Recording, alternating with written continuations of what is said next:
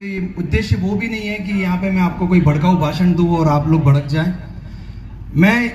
मेरे जो शब्द होंगे मैं प्रशासन से भी कहना चाहता हूं कि आप अपने दिल पर ना लें, क्योंकि मेरी बात सीधी सरकार तक पहुंचे। अगर मीडिया अगर यहाँ पर आई है तो ये रिकॉर्ड कर ले, क्योंकि अगली जो आवाज होगी वो मेरी मीडिया पे होगी।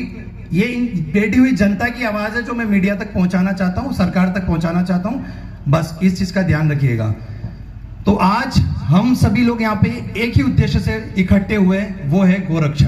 जो ट्रेन हादसे में जो गाय कट रही है उनकी रोकथाम के लिए, तार फेंसिंग के लिए हम लोग सब यहाँ इकट्ठे हुए हैं।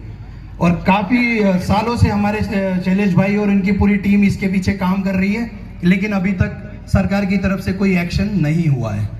तो मैं सिंपल सा सरकार से ये बात कहना चाहता हूँ कि आज हम सोशल मीडिया से, मैं आपको एक बात बताना चाहता हूँ कि हम आज यहाँ पर इकट्ठे हुए हैं। मैं वादा करता हूँ सरकार से कि यहाँ पर बेटा हर एक इंसान शांतिपूर्वक इस आंदोलन को करेगा, लेकिन आने वाले कुछ महीनों में अगर तार फेंसिंग का काम शुरू नहीं हुआ तो मैं आपसे यह भी वादा करता हूं कि ये जो आंदोलन शांतिपूर्वक हो रहा है इसका रूप बदलने में देर नहीं होगी। और जब एक चीज और ध्यान रख लीजिएगा, सरकार के लिए बात बोल रहा हूं, अगर इस आंदोलन का रूप बदला तो ये ध्यान रखिएगा कि सरकार को बदलने में वक्त नहीं लगेगी। ये मैं अकेला नहीं, मेरी पूरी विवागढ़ की टीम, सोशल मीडिया टीम, आज हम लोग इतने लोग, मैं अकेला नहीं हूं, मेरे पीछे मिलियंस लोग हैं। जरूरत पड़ेगी तो मैं दिल्ली से लगा करके पूरे पैन इंडिया के इन्फ्लुएंसर को लगा खड़ा कर दूंगा यहाँ पर। हम क्यों इस टॉपिक को इतना सा नॉर्मल क्यों समझ रहे हैं? क्या हमारे 116 करोड़ हिंदुओं की आस्था का सवाल नहीं है? आज 116 करोड़ हिंदू गाय को पूछते हैं, क्या हमारे हाथ उनकी लाशें उठाने के लिए बैठे?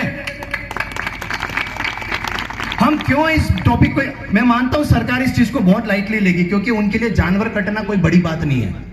उनको लगेगा कि जानवर है, कटेगा ही कटेगा। लेकिन इतना ध्यान रख लेना, इसके पीछे 116 करोड़ हिंदुओं की आस्था का सवाल है। जब ये आक्रोश में आएंगे तो सब कुछ बदल जाएगा। तो मैं शांतिपूर्वक इस भाषण से, आप बिल्कुल आक्रोश में मत आइएगा, क्योंकि मेरा सवाल आने वाले फ्यूचर की बात कर रहा हूं। अगर इस आंदोलन के बाद भी अगर सरकार इस पर कोई एक्शन नहीं लेती है तो हमें कुछ ना कुछ कदम उठाना पड़ेगा। अब मैं आपको सीधा सा डिजिटली एग्जांपल बताता हूं, सोशल मीडिया की पावर क्या है। क्या है सोशल मीडिया?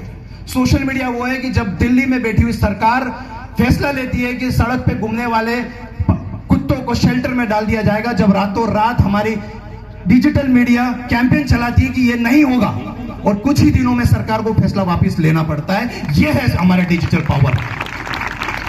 तो जब बात कुत्तों की थी तब सब लोग रोड पे आए थे, अब गौ माता की है, सोच लो क्या होगा।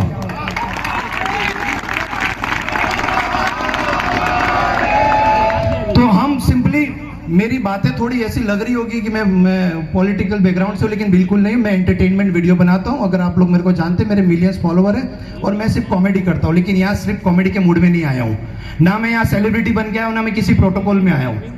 मैं इवन ये भाषण खत्म होने के बाद मैं चाहूंगा कि मैं यहाँ भी ना बैठूं, मैं आप लोगों के साथ बैठूं, क्योंकि मैं अभी इस मंच के लायक नहीं हूं। क्योंकि यहाँ पे वही लोग बैठे जो 2 से 5 साल से ये लोग काम कर रहे हैं गाय माता की रक्षा के लिए। अब मैं एक और बात आप लोगों को बताना चाहता हूं, आप लोग इस टॉपिक को सीरियसली समझना। जब सरकार के लिए विकास बहुत जरूरी है, हम भी मानते हैं कि रेलवे ट्रैक बनने चाहिए, गांव-गांव में ट्रेन आनी चाहिए ताकि यातायात की सुविधाएं बढ़ जाए। लेकिन विकास के साथ साथ मानवता का भी ध्यान रखना पड़ेगा, यह सरकार को भी जरूरी है।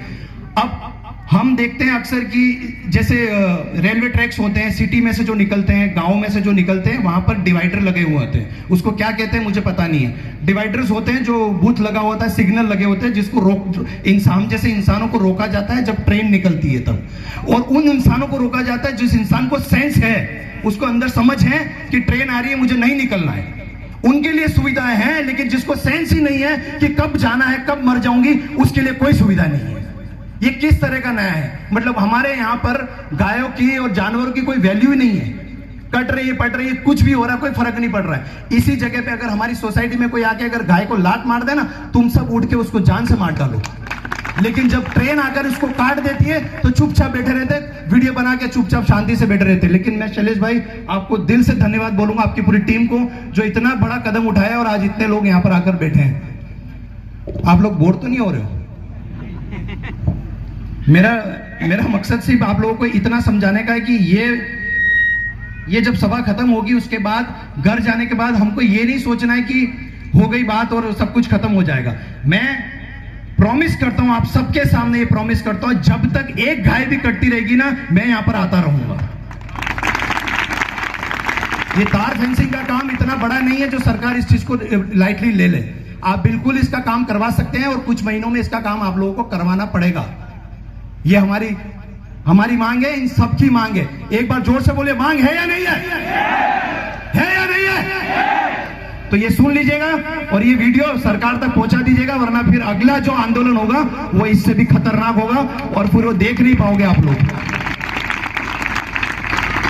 मैं ज्यादा कुछ बोल गया हो तो उसके लिए माफी चाहता हूं, लेकिन बिल्कुल अगर इनके लिए बोला हो तो मैं बिल्कुल माफी नहीं चाहता हूं। तो आप लोगों को बहुत बहुत धन्यवाद सर, मेरे को आपने बुलाया यहाँ पर। मैं बहुत बहुत आभारी हूँ कि ऐसे नेक काम के लिए आपने मुझे बुलाया और आने वाले सालों में हम आपके साथ खड़े हैं। और मैंने जैसा कि वादा किया है, सारी इन्फ्लुएंसर कम्युनिटी को मैं लाके यहाँ पे खड़ा करूंगा आपके लिए। और बाकी आप सब भाई लोग, आप लोग जितना हो सके इन लोगों का सपोर्ट करो और इस विषय को बिल्कुल भी लाइटली मत लो। हम सबको मिलके ये करना है। और अंत में एक लास्ट बात बोल देता हूं, सभी को बोल रहा हूं, भगवान श्री कृष्ण ने वृंदावन पे जब वृंदावन के ऊपर मैं देखो फिर अभी ये बात जब मैं बोलूंगा तो आप ये मत समझिएगा कि फिर ये आक्रोश में चीजें बोल रहा है और ये सब चीजें करा रहा है और गलत टॉपिक है। मेरा ये गलत टॉपिक नहीं है। जब वृंदावन पे आपदा आई थी, भगवान इंद्र जब अपने आक्रोश में आए थे, जब भगवान श्री कृष्ण ने अपने उंगली पे पर्वत उठाया था, किसके लिए उठाया था? वृंदावन वासियों की रक्षा और गौ माता की रक्षा के लिए। तो हम भी उनके ही वंश हैं। फिर हम हमारी गौ माता के लिए क्या क्या कर सकते हैं वो आप सोच लीजिएगा। जय हिंद, जय भारत।